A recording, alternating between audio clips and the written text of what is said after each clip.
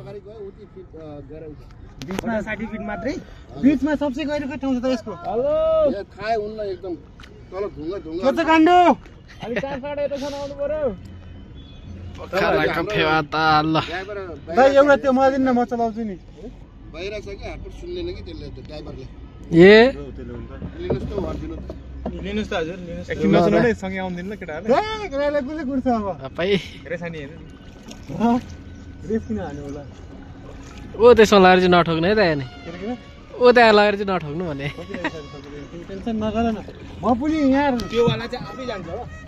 त्यो वाला चाहिँ आफै जान्छ पाइडल हान्नुपर्छ नि साइकल जस्तो हान्नुपर्छ दुईजना छ एउटा जेट चलाउने ड्राइभर चलाउने दुईजना चलाउँदा जरो फास्ट हुँदो रहेछ त त्यसमा यो चाहिँ के हो भने चाहिँ नि आफ्नो परिवारहरू बसेर चाहिँ हैन फोटो फोटो खिच्न पाइपबाट चलाएको सुरु गरेर फोटो खिच्न रमाइलो हुन्छ मेरो भिडियो खिच्दै साथी यहाँ ढुङ्गा चलाएको ए ढुङ्गा चलाएको खिच्दै गरी ऊ हिमाल बब्बालाई देख्छ अहिले त अहिले बल्ल खोलेको